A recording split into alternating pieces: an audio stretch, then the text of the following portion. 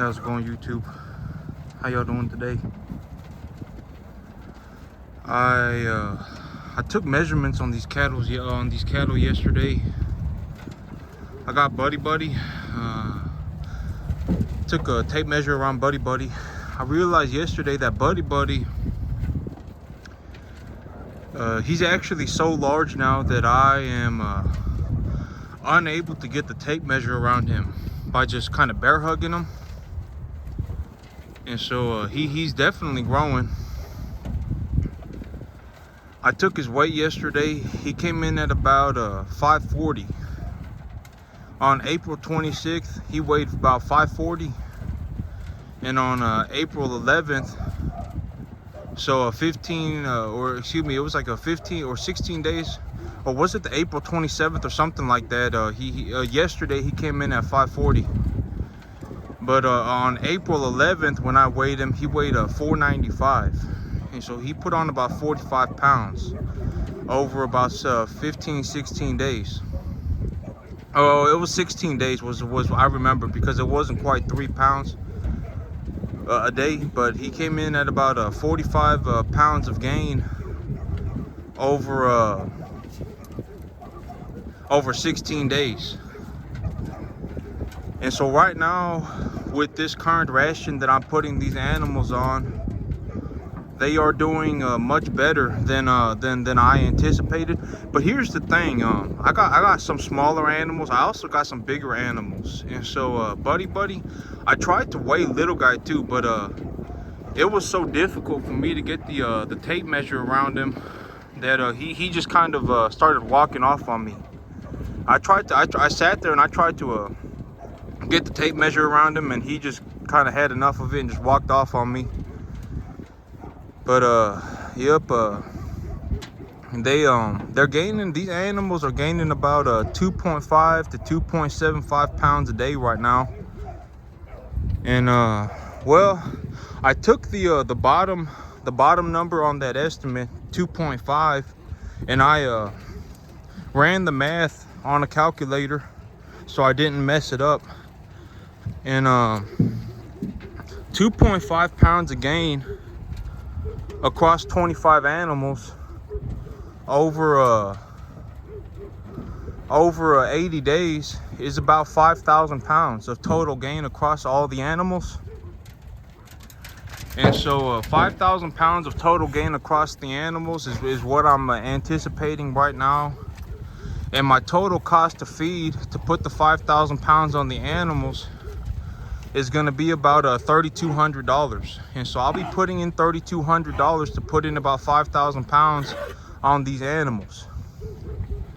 And so I believe that it is a good investment. I believe the investment is sound, and I have enough credit to buy all the feed that I need. Even if I up their feed, I thought about this, but it may get to a point like where next month or every 2 weeks I may need to increase their feed by 1 bucket or so.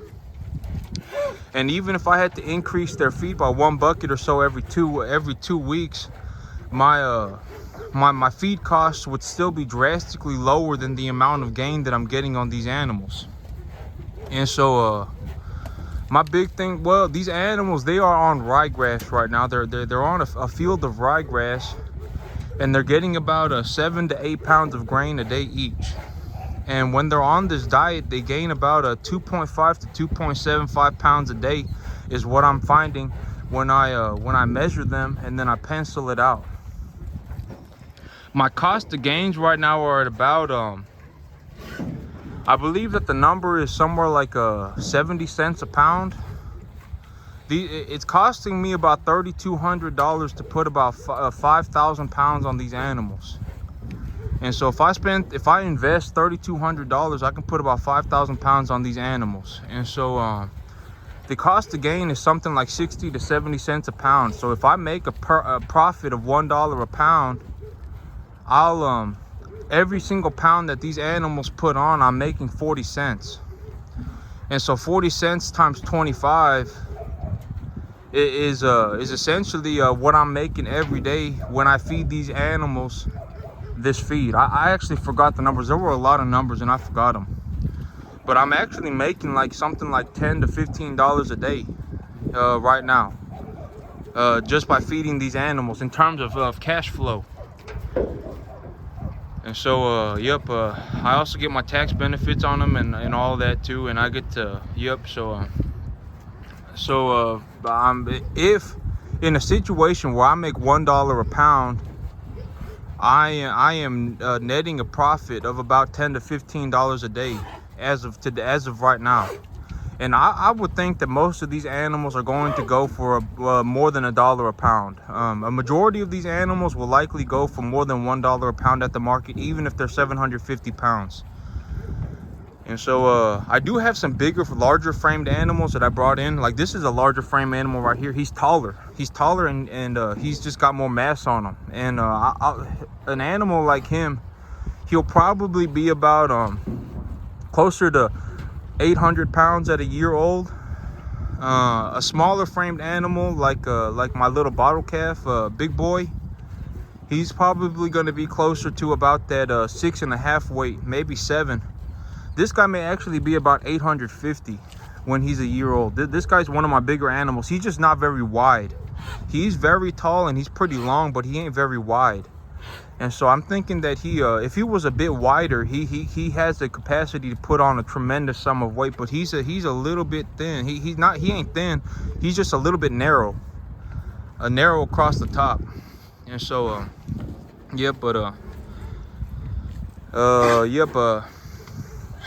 if he was a little bit I think that he's gonna be about 850 pounds when he's a year old. I think Buddy's gonna be about 750. He's gonna be about 7.5 weight at a year old, and Big Boy's gonna be around closer to that 7 weight when he's a year old. Big Boy, I think Big Boy's about 550 pounds right now or so. Or excuse me, not 550, about 450 pounds or so right now. And he's about 8 months old. So he's got about 4 months to put on about 250 pounds. And I think he's gonna be about 700 pounds when he's a year old, so in about 4 months. But the diet on these, so far I'm actually doing better than I anticipated. But there are things that I did not plan for, that I thought about yesterday, that I readjusted my plan for this time. And that is that I will probably have to increase the amount of feed these animals are getting about every 2 weeks. So every 2 weeks I'll probably have to give them an extra bucket of grain or so. Because they'll keep growing. They'll keep growing. And so I had to adjust my plans a little bit. But so far so good. As of today, I'm doing better than I thought I would have been. But I had to readjust the plan a little bit. And in all honesty, if these animals are putting on 2.5 to 2.75 pounds a day, that gives me a lot of room in terms of how much capital I'm willing to invest. Because if they're putting on 2.5 pounds a day, that's 5,000 pounds. I originally anticipated that I was going to put 4,500 pounds on them. And so that opens up a lot of capital.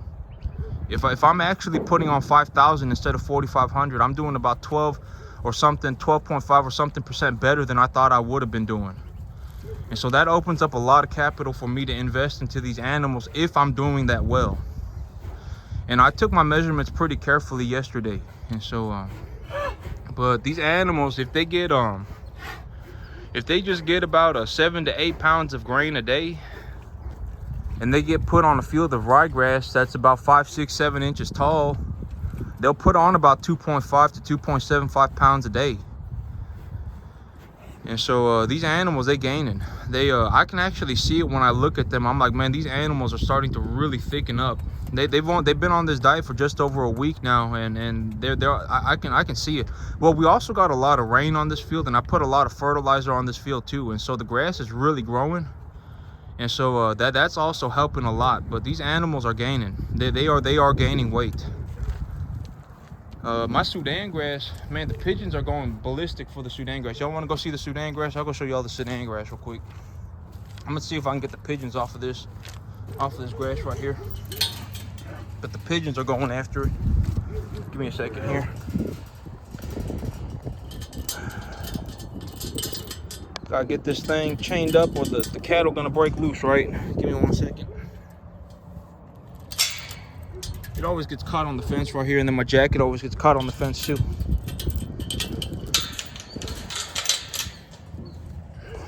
the Sudan grass. I got a lot of grass out here too, but I can't put the cattle on it because the Sudan grass. Y'all want to take a look at it? The Sudan grass is coming up. I don't know if y'all see it on the camera, but I don't really want to walk on the field right now because I don't know if there's seed germinating right now. I don't want to step all over it when it's a little. Oh, here we go. I can get close to it right here without having to step on it. But here's the Sudan grass. It's starting to germinate. It's starting to germinate. You see like that right there? And it's all over. Yeah, it's easier to see right here. But it's the Sudan grass is germinating. It's germinating, and it's germinating very well. And so I won't know exactly where the bare spots are until this Sudan grass. I'm gonna give it 2 more days. I'm gonna give it 2 more days to germinate because it got real cold again last night. It got to about 48. And so the Sudan grass is germinating. And you can see that it's germinating in rows too. It's hard to see on the camera, but if you look real close, like right there, when it unblurs, that's all Sudan grass. And it's coming up in little rows right here. That's all Sudan grass. And so I mean, I would say so far, just when I look at the field as of right now, I got about I did about 95% of it very well. About 95% of the field has been done very well. I know that's hard to see on camera, but it's very easy to see in person. And so about 95% of this Sudan grass that I planted, that I was looking to plant, got planted very well. But I will probably have bare spots. But it's hard to see on camera. But I got about 95% of this field covered. And so the Sudan grass is germinating. But it was a bit cold yesterday, and so we're supposed to get about an inch of rain tonight. We're supposed to get about an inch of rain tonight. The forecast is saying it's going to be about an inch of rain. And so if I do get an inch of rain this evening, well, in about 2 days, the plan right now for this Sudan grass, hey, Jack, I got a dog that just barks all the time. But I think that him, he's got a little bit of like some kind of like an anxiety complex, because when he was young, his mama almost killed him, and his brother almost killed him too.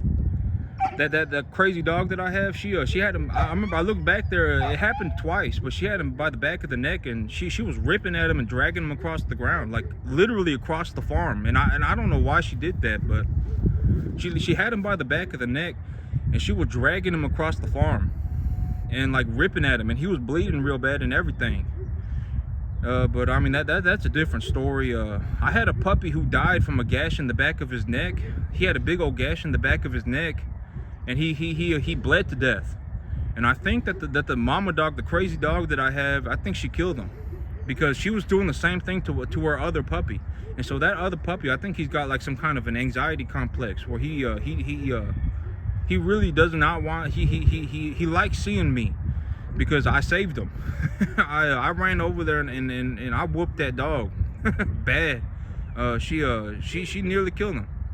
And I think he has some kind of a thing that now when he sees me, he just wants me to go over there.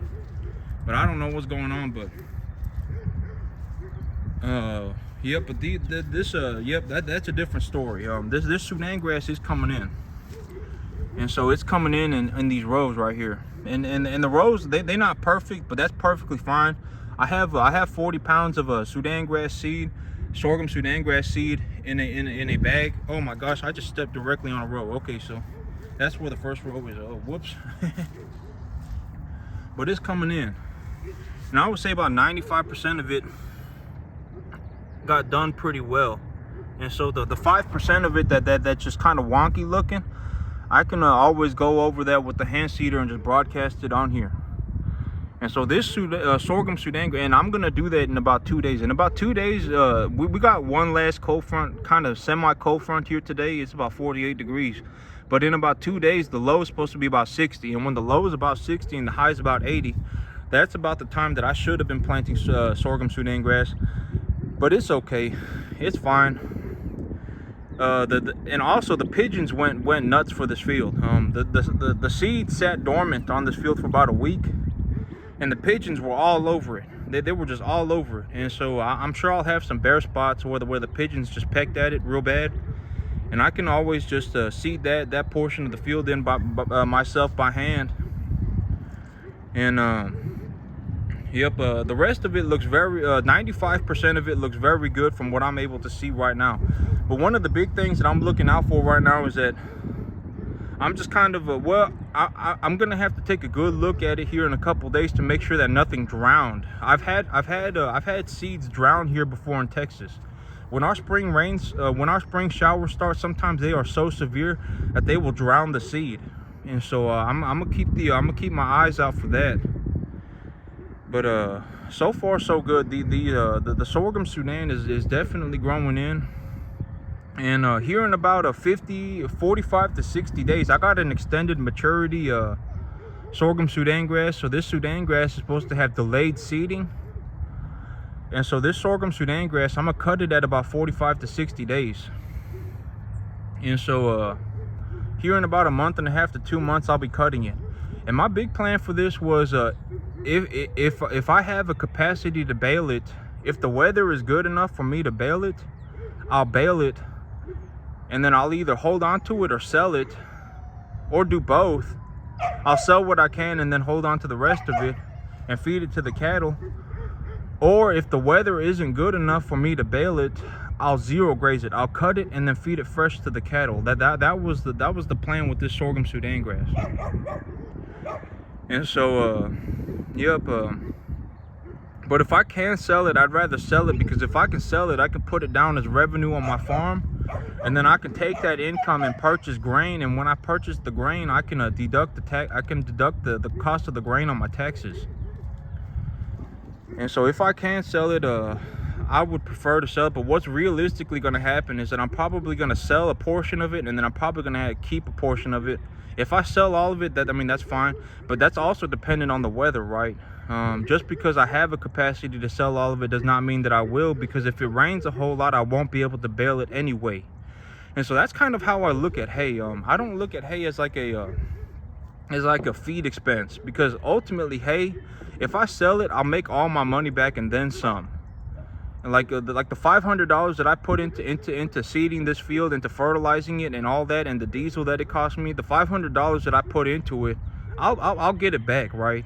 I mean, if I sell it, I'll get it back. If I feed it to the cattle, I'll get it back. And so I don't look at hay as an expense. I look at hay as an opportunity to make money. I see it as revenue. Granted that my hay crop doesn't just die on me, or the weather doesn't go horrible, etc., etc. And so yep, I mean, it is an expense to the point that I have to have, like, if I was going to realistically plant 2 acres of hay, yeah, I mean, I would need I planted this at 70 pounds an acre roughly. And so I would need 3 bags of seed, so that'd be about $120. And then I need about a 1/4 ton of fertilizer, and that'd be about $200. So yeah, it'd be about $450, and then maybe about $50 worth of diesel to plow it all up and to seed it. So granted that I have the $500, if I have the $500, it ain't much of an expense after that. Granted that the weather is good, and here in Central Texas, East Central Texas, it's I mean, the weather just kind of is what it is. I mean, I ain't really seen well, I mean, it just is what it is, right? Over the long term, the weather just kind of is what it is. I've actually had 2 years in my life where I had a jalapeno plant just sitting outside, and it survived throughout the winter. So sometimes our winters are real mild, and sometimes they're real cold, but it kind of is what it is. But the grass is growing in, definitely growing in. Got a lot of sorghum Sudan. If hay prices are good in 2 months and I get an opportunity to bale it, I'd like to bale it and sell it. But if I can't, I'll just cut it and I'll feed it to the cattle, and then I'll cut it again in July. When it's usually in July it's hot and it's dry, and they're saying that it's gonna be a kind of a record heat year, so because of El Nino. And so they're saying that it's going to be real hot this summer. So in July, I'll more than likely be able to cut it. But the sorghum Sudan, it's going to be growing. It's going to be growing. But all right, that's it for me today, YouTube. Y'all have a good one.